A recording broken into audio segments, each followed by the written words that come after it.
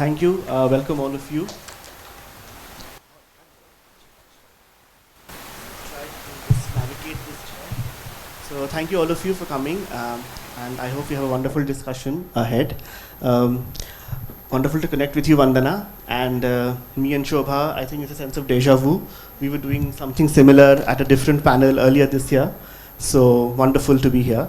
So let me start by first asking both of you. That is a very interesting dichotomy when I look at both your books, and I'll explain why. So Shobha, when I look at your book, you of course have written about your mom. Now, the advantage of that is, while that gives you a very great vantage point, being the daughter, how do you also not let your heart rule your head when you're writing? Like when you're writing about someone that's so close to you, how do you disown someone who's your own in the text? Is that a paradox, or how do you navigate that? Hello, can you hear me?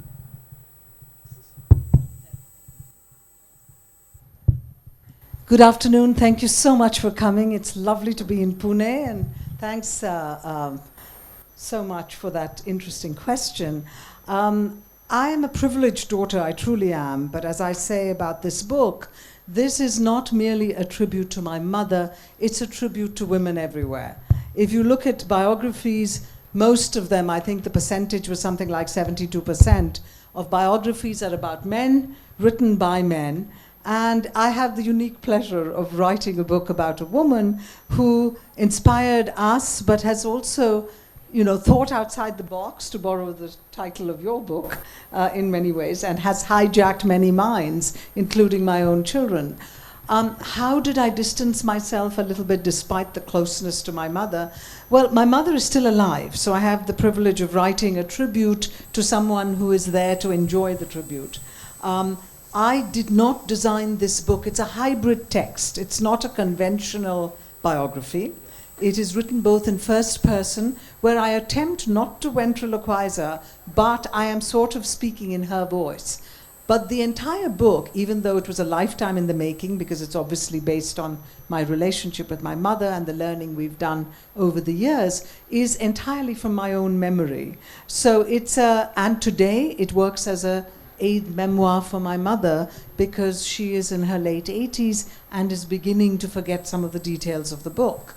So I have all of these aspects to the book, and because I designed it not as a traditional biography, I was able to think of it as a work of creative non-fiction in some ways. It's obviously not fiction, it is based on her life, but it's creative non-fiction. So the framing of the book, the fact is, as Mohsin Hamid said, and someone here I met said the same thing, all books are self-help books in some ways. He playfully said that in his writing, and that's what this book is as well, because at each chapter, and I only have 13 chapters of a lady's long life, and the 13 chapters, each chapter informs to some aspect of life that we can embrace and learn from. So that's how I maintain the distance. Beautiful. And I love the phrase creative non-fiction. Sort of an oxymoron, because with non-fiction is supposed to be, objective and rational and stick to the facts, and yet to be creative with that genre would be, that's interesting. So when you say hybrid, that I think is the right word. It is, yes. Yeah, we'll talk about that, more about that as well. Vandana, in your case, you of course co-wrote the book with Alec. And being a co-writer myself on a previous book, I know that's a tricky terrain to navigate. While you of course you have the much like Vandana, much like Shobha, you have a front row seat to the person, to the subject that you're writing about. Yet, how do you also ensure that you don't become a mere tool to the person? You also, as an author, get a say in the book. I mean, how do you make sure that you do not just remain a chronicler, but the author of what you're writing? It's a really good question. Thank you. I think if you knew Alec, you'd probably understand that he didn't want somebody who was just going to sit back and scribe his words. He was, for every topic that we thought about, he wanted to know my views.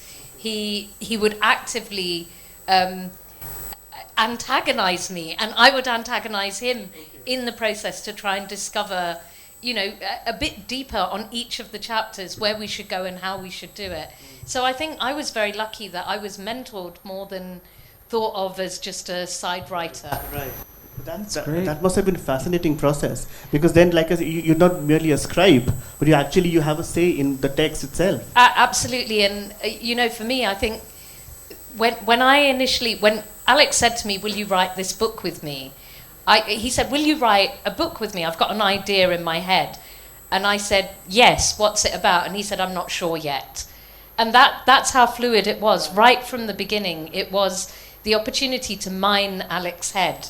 And that was amazing for me. But at the same time, as I said, he did not want somebody who was just going to rabbit and repeat everything he said. He wanted someone who was going to question him and push him, and also question me to get some more ideas for the book. So tell me, again, this is for the both of you, since you both have written about a subject, the way these books would be written, then is it fair to say that then these books are about your own take on the two subjects? It might not be someone else would have a different picture of the same person if he were to write a book. So we are seeing Alec through your lens and seeing your mother through your lens. True. So would you agree then that it is probably one aspect or maybe a part of it that you found fascinating as a writer? So then how does that work? Shall I take that?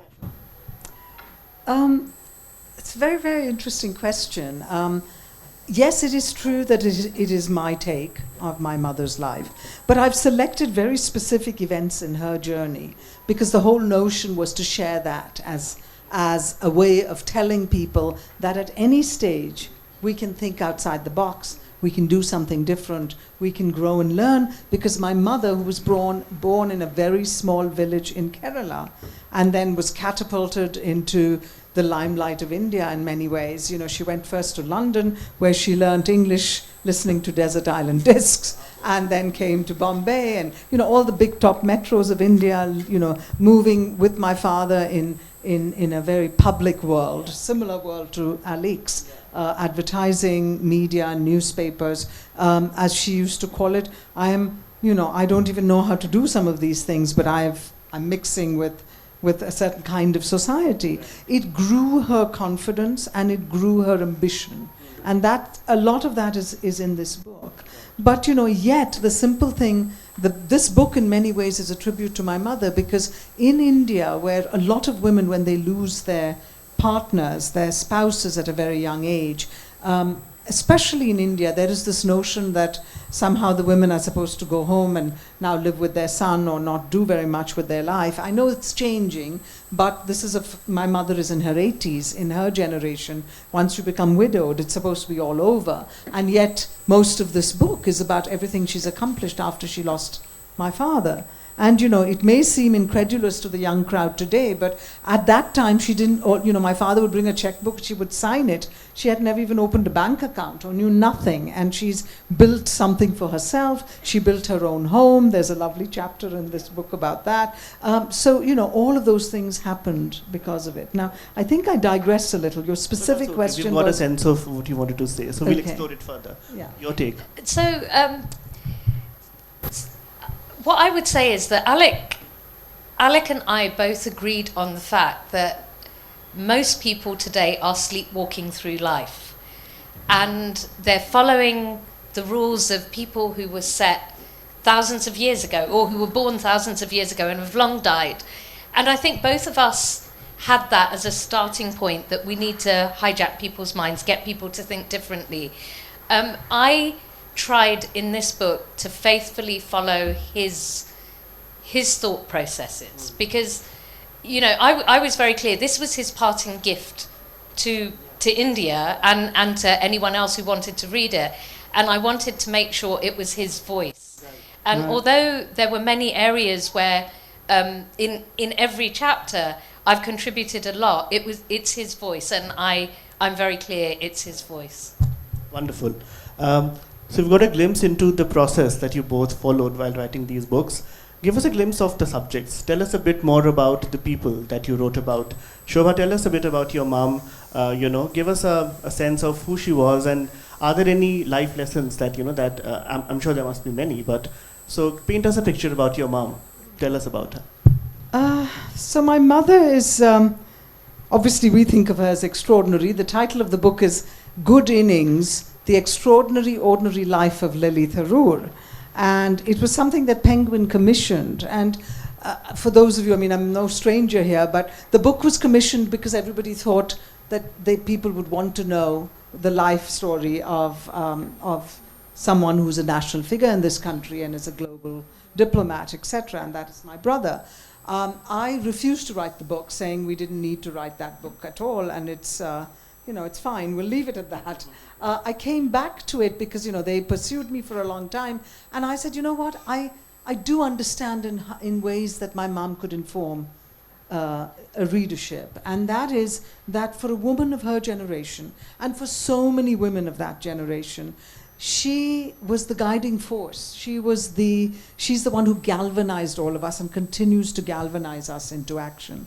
So my mother was a person, I can give you a story. When we were in Calcutta growing up, I was a teenager, my mother would say, we'll go to the movies. When it rained in Kolkata, the entire city came to a standstill because the water wouldn't drain. In fact, it used to be funny. We would sit in a school car going to school, and very close to the school, which was in a nice part of town and all of that, they would say, flood, flood, go back home. So we used to, like a Pavlovian response, when it rains, we used to think of holiday when I was growing up. But to get back to my mother, she used to tell us, okay, we'll go to a play or we'll go to a movie, and she'd make plans to do that. I'm just giving you an example of her as you asked. And we would get in the car to go to the movie. The rains would have happened, the roads would be flooded, and the driver would say, Nana, Cholbe, now we can't go forward, nothing's going to happen, there's a flood. And my mother would say, you stop the car. She would hitch up her sari, hold us by our hand, and march us to the movies. Because she said, I made a commitment, that's what I'm going to do. So I have these incredible memories of an indomitable force, somebody who's always willing to do it. I start this book off with a quote from Maya Angelou saying, my mother was a hurricane. My mother was a hurricane. She went to, when she moved from one city to another, because of my father's job, she was exposed to people in media and TV and journalism and all of that. She moved to Calcutta. The children were all little. She went there. She met somebody who was running who was doing a radio program in Cal, an English radio program. And she told them, oh, are you looking for any children? My children are terrific. I'll send them to the radio, to the radio show. It's that kind of spirit. And each chapter in this book essentially uses quotations and aphorisms of people that she looked up to as well. Whether it's Sophia Loren saying age is just a number, or Audrey Hepburn saying, whatever, I forget the quote now, but essentially that there's and Tagore saying you can't cross the sea without, merely by looking at it. So it was always about that kind of drive. So the book is written in very simple prose. It's propulsive prose. It sort of mimics her voice in some ways, which is a simple voice. And that's what it's about. So I think I've given you a bit of a flavor. I just want to leave you with one last line, and that I really, really want to say this to everyone in the audience. The book may be a tribute to my mother, but for those of you who knew Lily, you will see her in this book. But for those of you who don't, everywhere I've gone discussing this book, I've had people coming to me saying, oh my gosh, this book, every line made me think of my mother or my dadi or myself. It's given me purpose. It's done all of this. So the idea is for it to resonate with everyone, everywhere. Wonderful. Thank you. Vandana, give us a bit about Alec. I mean, we know him as the public persona that he was, the madcap hatter that he was, but tell us something, give us an anecdote, or maybe in this case, an anecdote about him. Gosh, where do I start? He was such a colourful character. I think one of the things that I would say about Alec is he was the Mad Hatter, and he had this habit of reading about everything, and then somehow assimilating it, and then bringing it out into something that people would just not suspect. So, for example, one of the stories we talk about in the book, I'm going to digress a bit, but it's going to show the way he thinks. When he was with Imami from Calcutta, and they wanted to launch, and I know nowadays this would not be acceptable, but it was, in the times of the Fair and Lovely. And he, Imami was saying, we want to launch a product that is going to rival Fair and Lovely. And Alec was like, I don't think you're going to be able to get their market. And they were like, nothing doing. We found a formula. We want it to work. And then Alec noticed, or he remembered from his days in the theatre, that actually the more vain people, no offence, were the men. Like, they were the ones who used to stare in the mirror more than the women. And he wondered if this was true out in the real world. So what he did was he got 200 students to, with small mirrors, and he stuck the mirrors on walls. And he asked the student to stand across the road and watch how many people looked in the mirror and whether they were male or female. And I think the statistic was something like 87% of men stopped. And so he said to Imami, okay, if you want to do a product, then you do a fairness cream for men, not for women. And he always says to me, Vandana, my biggest mistake was not asking them for a 1% stake in that business, because it ended up being, thousands of crores, hugely successful. But so that kind of gives an insight into him. Every time he saw something, he wasn't relating it to one area. He was like looking at 4 or 5 different areas. And I remember one of the first times I went to see him, we were in conversation, and while we were talking, he said, oh, that's really good. And then I noticed that he had this big pad of paper next to him, and he wrote down a note on it, and then he put it to the side.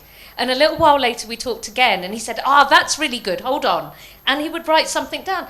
And like by the end of the conversation, there were like 20 pieces of paper here. And I'm like, Alec, what are you going to do with them? And he goes, file them.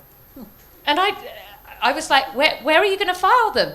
And he had this filing cabinet. It was a really thin filing cabinet with drawers, and each drawer had the name of someone, or it had a topic. And he would file them in there. And when he knew he was meeting that person, he would go and he would take that stack of notes out and he would write a memo with all those points in it and give it to that person.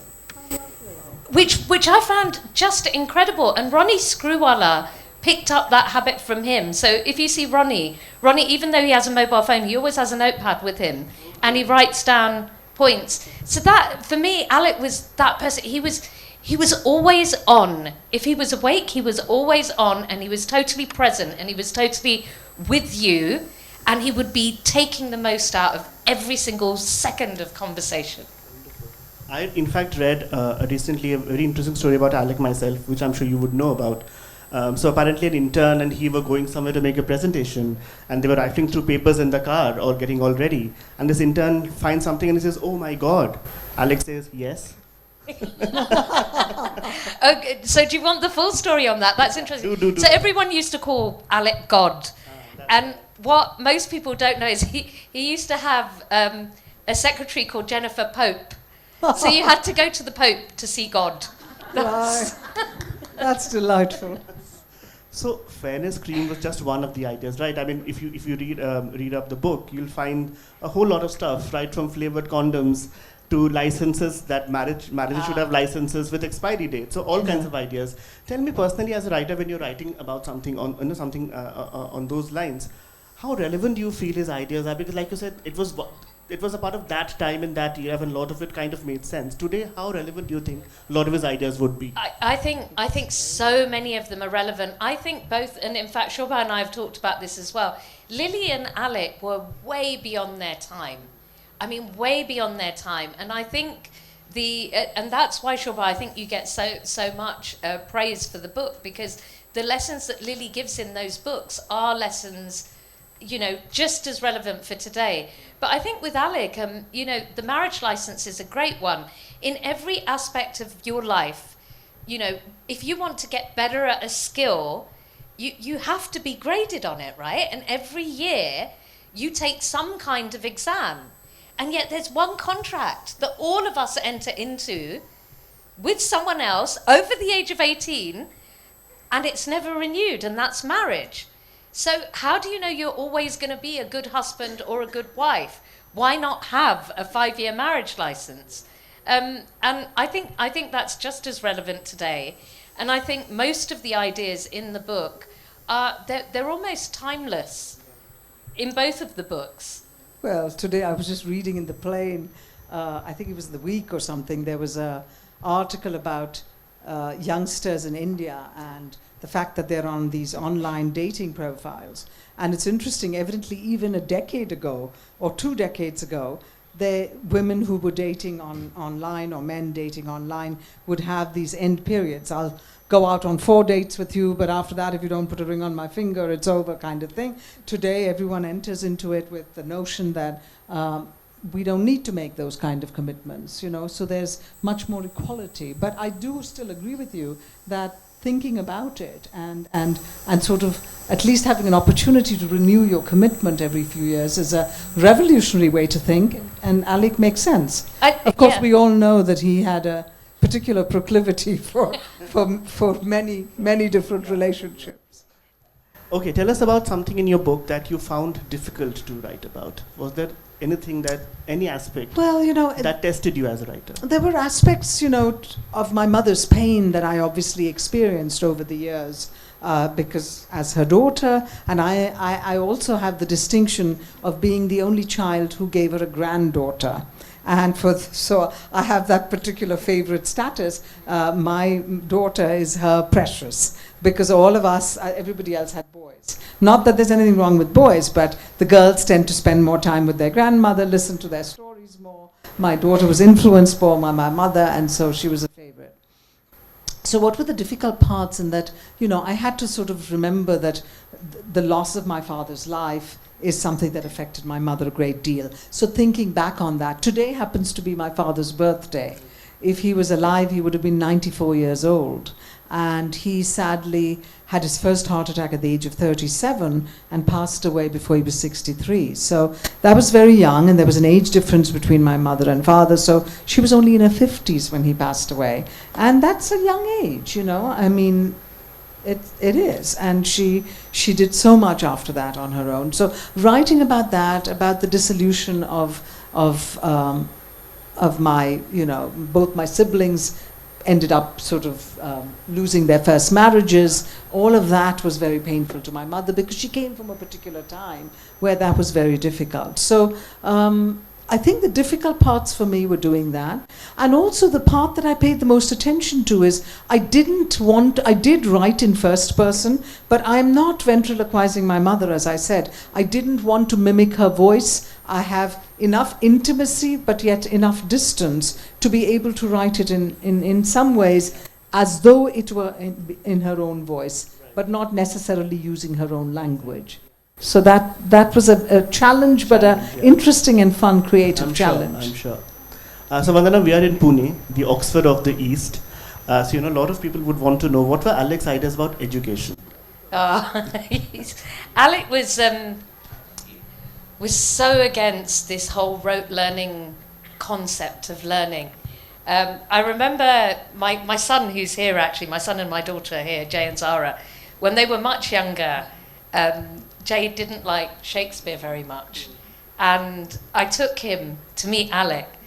And Alec said, "What do you mean you don't like Shakespeare?" And Alec's got this very loud kind of thespian voice. And Jay was like, like this. And then he said to Jay, "What play are you reading?" And I think it was Macbeth or Othello. Was it Othello? Yeah, and he's just started with a piece. And Jay was just like looking at him, but he would try and bring everything to life. And there's a passage that I wanted to read a bit later, which is about how he thinks that education really needs to be edutainment to really make it interesting for people. And the more you can make it, like a story, and the more you can kind of show the lessons, not like this is what you need to learn, but look at how this worked here, it's more likely that people are going to resonate with it and learn, and it's going to be internalized. So I think I really strongly believe that if more education was made much more open and interesting. And also the other thing that Alec felt, and I certainly felt, the word education comes from edukos, which means to bring out that which is within. So true education is more like what we've learned, with the Indian scriptures, which is about that. And he says that's what education should be about, and it should be about questioning ourselves, which was the other reason for the book. Right. Also, a lot of his, Just to answer that question too, my mother, on the other hand, did not have the benefit of the sort of education that Alik did. She learned from the school of life. She got married straight after school, and she learned with all the cities she traveled in, the people she met, the conversations she had. We're all storytellers. We learn from each other, and so there is that kind of education as well. Sure. Also, a lot of his ideas could be termed iconoclastic. There's the iconoclastic in a way that you are talking about, in a way, a breakaway from the past and looking at the future. Now, a lot of people would kind of argue that there is also a lot of good to be found in the past. So a complete severance from the past would also not be advocated. How do you navigate that, holding on to the past and yet looking at the future? That's really interesting. It reminds me, so I've got the two hats. So I've got my literary hat, and I've also got my business hat because I'm a chartered accountant. And I was reading a report from PwC, and they talk about the 6 paradoxes of leadership. And one of the paradoxes is traditional and also being an innovator. So you're absolutely right. But I think Alec was quite good at taking what was good from the past and then thinking about how should we be using it. And so he talks in one of the chapters about, I know it's a controversial topic, but hey, this is Alec we're talking about. So religion. He says that at the end of the day, religion was there as a guide to how we should be. And we've forgotten that. Yeah. It's more about where was this person born? That place needs to be sacred. It's not about what qualities did that person imbibe and what should we be searching for. So he says, let's look at the past and let's take the best out of it, but then let's look to the future and see what we can make from that. Okay, I have a question for you, Shobha. I have been thinking about it for a very long time, and I really want to ask this to you. Would this have been a different book if it had been written not by Shobha Tharoor, but by Shashi Tharoor? But by somebody else. But by Shashi Tharoor. Oh, but by Shashi Tharoor. How do you think a son's point of view of his mother? It wouldn't have been called Good Innings, would it? It wouldn't have. That's a very good point. Yeah. It wouldn't have been called Good Innings because my brother and my mother had a very tenuous relationship. He, as the firstborn, was definitely my father's pet. He was not my mother's pet, but I think he always felt much closer to my mother, to my father. And it is only, in fact, he's written about it publicly, so I'm not sort of sharing any kind of sort of scare. It's not really trying to put him down in any way. But it is true that he didn't have a very good relationship with my mother for a very long time. It's only after my father passed away and he felt a sense of responsibility toward her that he began to recognize, and also he had more time to speak to his sisters who put things in perspective for him. He lived abroad. He went away to college at 16. He then went away for his PhD. He's lived abroad for 29 years working for the United Nations. So the book would have been very different. I did give him the benefit of writing a prologue to this book because today he and my mother enjoy a beautiful relationship. My mother lives with him. She's beginning to lose her memory a little bit. Not seriously. She looks at me and says, "Oh, I didn't remember that I saw this person a week ago. Do you think I have what they call dementia?" And I said, "No, Mom, if you have dementia, wouldn't know that you'd forgotten it. So you're okay so far, you know." But the reality is she does. She looks to him all the time. If he is in the house, she's a completely different person. I come as often as I can. My sister comes as often as she can. We both live abroad. And so it's a trip to India, whereas she's living with my brother now. And as he says in the prologue, he wakes up every morning, he has his morning tea with her, he tries to make it home for lunch every day, and those are the joys that he feels. And both the fact that she is his strength, since he's on his own now, as well as he is her strength, and he's enjoying this incredible relationship. So if he was to write the book today, it may have a warmer story, but if you were to ask him to talk about his childhood with his mother, he thinks his mother was never happy with him, never thought he did enough. So it would have been a very different story. Do you think essentially a son's point of view differs from a daughter's point I of view? do believe a son's point of view differs. My son and daughter are not here, and I feel a little guilty because I spoke about this book in San Francisco, and my son was in the auditorium, and they asked the question, and I forgot he was in the auditorium, and I said, maybe my son will write a misery memoir, my daughter would do something else, and later he was very hurt, and he came and talked to me about it. The reality is, I think men express differently, and I think it is true, and this is not unfair to say, it is true that the grandsons spent a lot less time with my mother in terms of that real heart connection than the granddaughter. So that is a fact. So we have around 12 minutes, so why don't you read a bit from your books, and then we'll open the floor. Is there anything particular you want us to read? Maybe you start, Vandana. Something short, not too long, just so that. Oh no, I thought I'd go on for a few hours. Okay, we were talking about education and seeing as this is Pune, I think this is a good one. It's called Falling in Love with Learning.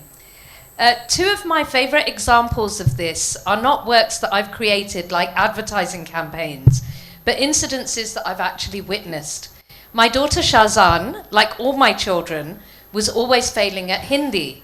And I asked myself, how do I make her fall in love with Hindi? It was a different language with a totally different script. And I think behind all that was the unspoken prejudice that it was a language spoken by household help. She and her friends never spoke to other friends or relatives in Hindi, only to the servants. In a sense, the Hindi language ended up getting a bad reputation because of this.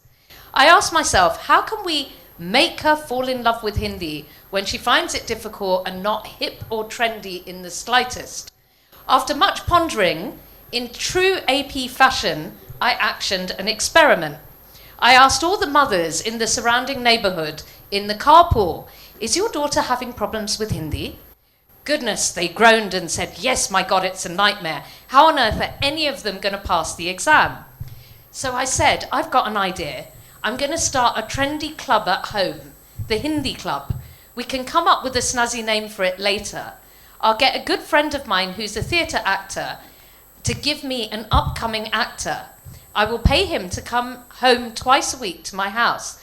And I want him to teach these 5 kids 3 things: a Hindi joke, a Hindi song, and they should be able to do some kind of improvisation in Hindi. But the improvisation should be something funny. It was the Hindi hijack. When the girls first found out, they thought, oh God, this is in Hindi. But when they heard the first Hindi joke, it was like an infection.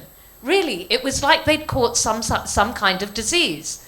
The next day they went to school, told the joke in Hindi to their friends. Now many of their friends were fluent in Hindi and their friends laughed and the girls were thrilled. The next time the actor came, they said, hey, teach us another joke because our friends loved it and we've become popular with them. Motivation at work, they were infused. So, I could go on, but the whole point was he just wanted to make sure that they found a way to fall in love with the subject. And I think he did that really well. Thank you. So, like Naipal's House for Mr. Bishash. Like Naipal's House for Mr. Bishash, one of my mother's most significant sort of the Waterstone moment or the cornerstone aspect of her life was building a house. So this is a section, and it's after my father passed away. And this is the section in first person, so it sounds like she's saying it. The achievement I'm most proud of was building my lily cottage in Kove Pudur, a beautiful suburb in the outskirts of Coimbatore and closer to Palakkad and my mother. I had always wanted an independent house and described my ideas to the architect for him to draw on paper. Then I contacted a builder. The upper floor of the house had a separate entrance so that I could rent that portion and earn a monthly income. I thought it was an ingenious plan. The ground floor had a large room where I could gather my friends and devotees for Sai bhajans. This was something I always wanted to do. With God's grace, I managed it all on my own. My children had wanted me to buy a flat which would be safer and easier to maintain. But I needed to build this house with the front courtyard for the tulsi to grow and grace the house. This was a dream that I had had for a long time, and I was able to fulfill it. I really enjoyed and appreciated my mother's frequent visits when she stayed with me in my lily cottage. We were both strong, opinionated women. Though she didn't say it directly to me, I knew that she was impressed by what I had built on my own. I lived in the house with only part-time help and drove the 90-minute distance on my own to Mundarath. Mundarath is her ancestral home, to spend a few days with my mother every month. My 3 children made the effort to come from abroad every other year with their children and stayed with me in this house as well. But I had only lived a few years in my lily cottage when the house was robbed while I was away on a meditation retreat. I feel the watchman must have partnered with the thief to have planned this robbery so cleverly. Anyway, after that robbery, I did not have the courage to live in the house alone. Our past experience as landlords made me wary of renting the house to a tenant. I asked a friend to find me a buyer right away. Shashi thinks I made a point to build the place because I wanted to prove to myself that I could do it. He said that once I had done the job to my satisfaction, I sold the house. Perhaps he is right. Beautiful. Thank you so much, both of you. We can take some questions, or I can keep asking some more questions.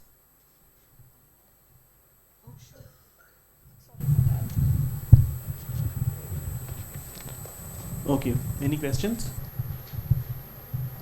So let me ask the two of you. How do you ensure that a book like this doesn't become preachy? Tell me. So, Alex said, I don't care. So that was the answer. That was it. It was just like, Do I'm going to give my opinion. Do you have a shorter answer to that? Well, my mother's question when I gave her the manuscript was, why have you written about me? I didn't invent anything. So, it wasn't meant to be preachy. It really is, honestly, I think storytelling is a way for us to make connections with each other. And that is sort of my mission. I write a lot of children's books. We make connections in different ways. But this book is really, as I said, for those of you who know Lily, you might find her in the pages. But even if you don't, I'm quite certain that if you read the book, you're going to find stories in your own life that resonate throughout these pages. But is there a way to make the wisdom that you're putting out, in a way that it doesn't come across as didactic, and that people are not being, that this is not some sort of a pulpit attitude, but it's not the Pope speaking, but rather, if you show frailty, it's a friend talking if you to show you. frailty, if you show errors, if you show difficulties, I don't think it's preachy, correct, in some ways? Yeah, I agree with you. And I think as long as you give a lot of examples to back up the point, I think that's the other thing. Right. At certain points you have to make a decision, don't you? That this is the way you're leaning, and you back it up with examples of that. And I think that's the other way to do it. So. The other thing is, readers bring so much of themselves to every book they read. And what, as you said, if Shashi had written the book, it may have been different. Similarly, one person reading the book is going to get something out of it. Someone else reading it is going to resonate in a different way. So, yeah. We have a question there. She's got it.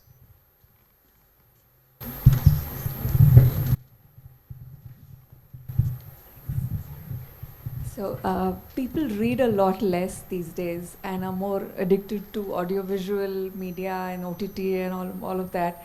Did that dissuade you in either of you, both of you, in some way?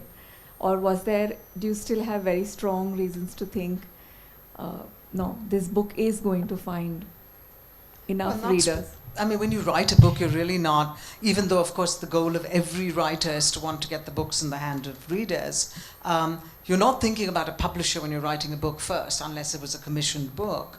You're writing because you have a story to tell. And, I mean, it is true that I'm a bit of an outlier in this instance because someone wanted me to write the book. And similarly with you, Alec had already gathered his thoughts in some ways, and then you worked on it together. I think once you discover the love of reading, even children today, and that's why I still write, I've just published my 11th children's book, is that you're not going to want to give it up. It is true that the onus is on writers now to write a little bit more creatively and perhaps be careful about writing those 700-word tomes that people don't bother to read because nobody seems to have the time to invest in that long a book. Both of these books are fairly simple and short. The chapters are short, they're very specific, and they're quite entertaining. You know, you could read it on a flight, you could read it and finish it off in that sense. I do believe, because I grew up in an era when we didn't have all those distractions, when we didn't have the video games, we didn't have even proper television, reading was our joy. I mean, honestly, and it may sound like we're just saying that, but I mean, I'm sure there were many other children like me. We discovered books, we read books, it helped us travel in our minds, it enhanced our vocabulary, it grew our thinking, it taught us about different places and different peoples. I can't imagine why anybody wouldn't want to read. I want to add something to that. I think that's a really great question, thank you. And I am worried about future generations because we do know how few people are reading, especially in a country like India. It is really concerning. Just from a scientific point of view, the work that I've been doing over the last 7 to 8 years has been looking at the neuroplasticity of our brains. And basically, it's been proven time and time again that the way your brain changes when you watch something versus when you read something is completely different. And when you read something and your brain changes, it stays with you in the subconscious for days and days and days. So actually, myself and a few others are on this mission to get Pune reading again. Wonderful. And so if any of you in the audience are up for it, we want to do reading challenges. We want to get people sharing their views, how many books they've read, what's made a difference to them. I think one of the major problems at the moment is, like with OTT, there are so many books that how do you know? And if you pick one and you don't like it, you kind of feel there's something wrong with you rather than necessarily that book may not have been the best for you. So how do you get recommendations for the kind of person you are that this is a really good book, you should try reading this? And I hope we're going to be able to do a bit more of that. I think it's important also for parents to be reading so that their children read. That's one thing, because kids really do follow the lead. Secondly, I think it's all right to set aside that book and pick up another one, or to start with a graphic novel or a comic book. I think when we mandate certain kinds of reading no longer becomes a fun activity, right? Wonderful. Thank you, both of you. It was a wonderful session, and I would urge. Okay, do we have time for one more question? Okay, one more question. All right. So I'm also a writer, and I just wanted to know how you overcome writer's block. It's a great question. It's a great question. I often will write something and then leave it for like a month or 2 months and try writing something completely different and then come back to something else. So I think you just have to give it time. Just remember, although it feels like now is the most important time, just get your brain onto other things, write about something completely different, and then come back to the topic. That's what I would do. Well, the thing is, I have so many distractions in the course of the day that I don't usually get writer's block because I don't have enough time to write. So when I'm sitting down to write, it is true, though, I do what she does, which is even if you're working on one particular book, if I have an idea on something else, I write on that. So when I've sat down to write, I do write, but it may not necessarily be on the book that I'm in the middle of. And that's another way to go. So, if you have that impetus to write, you have many ideas in your head. So I start putting together something or other. Thank you. You're welcome. One more question behind. I just have a very simple, but it's a little different in terms of a question. Most of us, I mean, especially when you're writing a biography, we have an association. Generally, we have an association with our subjects, so we tend to think that we know a lot about them already. Was there something that surprised you while you were writing your respective books about the subject itself? Something that you learned on the way, but you really never thought of? You know, this is really strange, but I think I had forgotten that my mother used to do voiceovers when we were babies in Bombay. And what she did is she read something in the newspaper that there was a Films Division Corporation of India that was close enough to the house where they were living, and she marched over there and said, I can do things in Malayalam, I'm going to do voiceover work for you. And she actually did. Now, I am a professional voiceover talent now, and I've been doing it for about a little over a dozen years. I didn't, when I started, remember that my mother had done it. And it's only when I started sitting down and thinking about it and sort of piecing together different phases. So we go from London, we're in Bombay, we're in Calcutta. So when I was thinking of Bombay, I remembered this suddenly and then went back and asked her more questions about it. So for me, that was the biggest surprise, that that I'm living a sort of parallel life that I hadn't even thought I was following in her footsteps. I think the biggest thing that I learned from Alec was just his nature to give back. Every stage, everyone that he met, it was more about making sure he left them with something more than they started with. Even if that was anger, because that anger often was, showed them that there was something that they really cared about. But I think his philosophy of giving back, and there's a chapter in the book about bonus babies, which is that if you can afford to be in this auditorium today, then you're what he calls a bonus baby, which means that is there something you can do for someone else who's less fortunate than you? And I saw that time and time again with him, and that's one of the things that will really stay in my heart. Beautiful. Thank you again, both of you. And I think if today's session is any indication, we have two wonderful books. I would urge all of you to check those out. Thank you, Shobha. Thank you, Vandana. Thank you. Thank you so much, Satyarth.